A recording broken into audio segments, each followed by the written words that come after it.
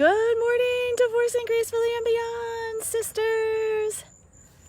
How is everybody doing? How are you this morning? And I apologize for the glasses, but as you can see from the sun on my face, the sun is already coming up really strong and my eyes are pretty sensitive to the sun. So it is one of those days where it's going to be, keep your sunglasses on all day. I wanted to pop in here in this amazing group. And here's what's really running through my system. And for those of you who may not know me, my name is Donna Rudowitz, and I am a licensed clinical social worker as well as an expert transformational relationship coach. And I help women just like you who have been affected by divorce, who have been experienced a heartbreak, who have been in an area of their life where they're not quite have fallen in love with themselves, that the scales of life have come over and have sort of taken over, and it's their time to reclaim their brilliance, to fall in love with themselves first, and so they could be ready to attract true love that lasts. So that's pretty much what I do in a nutshell. And what I wanted to bring here in today's conversation for today's coffee chat is this grounding in remembering who we are. And this is something that I've been talking about for quite a while at this point, but I really do believe that it's one of the most important things that you could do for yourself, and that's really stepping into your identity and remembering who you are. You are not your divorce, you are not your breakup, you are not that heartache, you are someone who has experienced it. And so what ends up happening is sometimes our head gets too much into, we begin to ruminate about feelings, these emotions are so strong, the emotions come up. And what ends up happening is our heart is squished out of the way. And give me a second, I have a bug right here in my arm. Our heart is squished out of the way, and what ends up happening is our head comes in and our emotions come in over. Our emotions want to take over, and they want us to believe that we are the heartbreak, that there's little hope, that we'll feel like this forever. And those are all false. So what I like to say is, let's stay in the data. Let's not stay in the drama. And what we want to do is save the drama for the llama.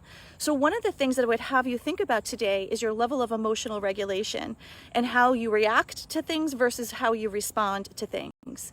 So if you're in a state where you're emotionally tied to your emotions, or you're addicted to your emotions, I'm going to walk here because the bugs are horrific. If you're in a state where you're addicted, where your body is addicted to those emotions, now your brain won't even know it, because what you'll be seeing though is your body responding in ways. You'll react to things like something will come up, and what is an appropriate response, you may find that you have exaggerated that response. So you may find that you're feeling a little bit of a deeper level of sadness, a little bit of a deeper level of frustration, a deeper level of anger, and it's not necessarily appropriate for the situation at hand. That's how you know if you're in emotional dysregulation.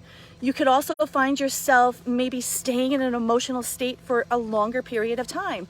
If you're feeling sad and depressed and feeling loss of hope for more than 3 to 6 months at a time, well, that's also a notice to you, a little bit of a universal feedback that you're in emotional dysregulation.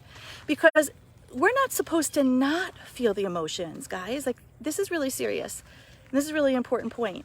We were created, God has created us with every single emotion in our body. Love, kindness, right? The fruits of the Spirit, as well as fear, worry, and doubt. The problem comes when we move out of the love and the kindness and we move into fear, worry, and doubt. It's sort of like the tail becomes the head. And what we need to do is we need to right ourselves back, because if you let your divorce take you over, what's going to end up happening is you're going to lose yourself in the process. Somewhere along the way, you're going to say, I don't even know who I am. I don't even recognize myself. And what's also happening is you're losing precious time with your family. You're losing precious time with yourself.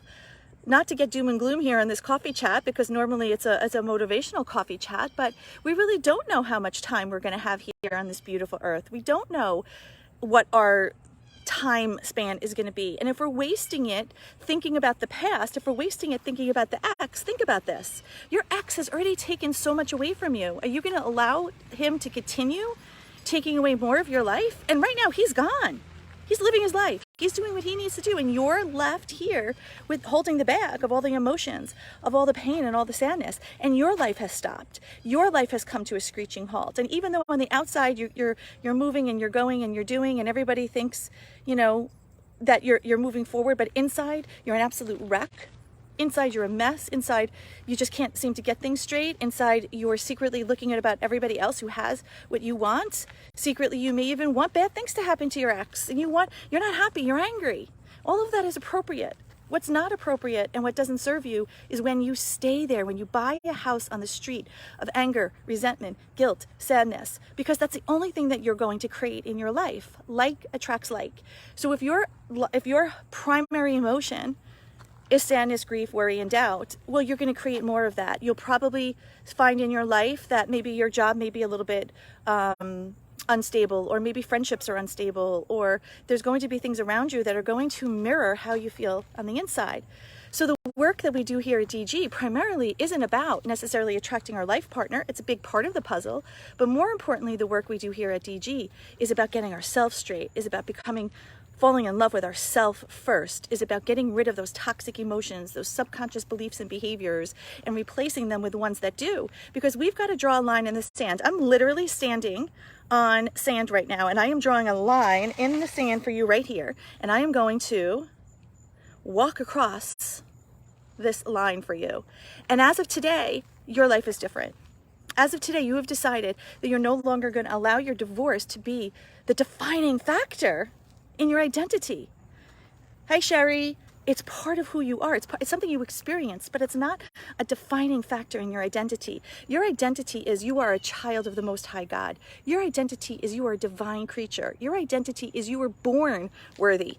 You don't have to create worth. You don't have to hustle for your worth. You don't have to please someone in order to find your happiness. It could all emanate from you. And that's the work that we need to do. So with that said, I hope that this conversation spiked something for you to think about in yourself and your life, and to look around and say, how much of my life has been stolen from me? Not so much necessarily the day in a sense, but my emotions and my mind and my happiness. How much of that has been taken from me? And what am I willing to do in order to reclaim that back? So if my message resonates with you, what I would recommend you do is book a breakthrough call with me. Let's chat. Let's see where you're at. Let's see where you're going, right? Let's not be the person who's 5, 10, 20 years is in this sort of pattern. And if you are that person, if you've been in this pattern 5, 10, 20 years, there is no shame, blame, or condemnation. There's just a matter of accountability and responsibility where you get to say, hey, wait a minute, I noticed, but I've been in this place way longer than I need to, and today's the day I'm changing it. Because no one's going to change it except for you. There's no magical pony that's going to come across with her wand and change things. There's no magical fairy that's going to come in and change your ex and change everything and mystically create everything and perfect. We don't have that. We are our own savior. We are our own. We have to come save ourselves.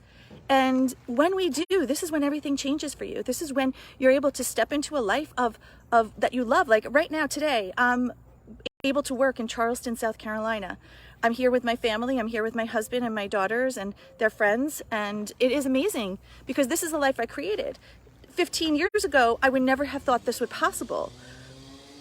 And now I know exactly what's possible. And I know what's possible for you. What's possible for you is you can have the life that you want.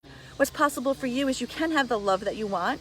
What's possible for you is you can have the job that you want, the house that you want. You can have all of it, but it's got to start with you. We've got to begin to start with you and heal here first, right? If you haven't healed here first and you're going on the dating sites, I would caution you, because what's going to happen is you're going to attract your ex-husband 10 times over.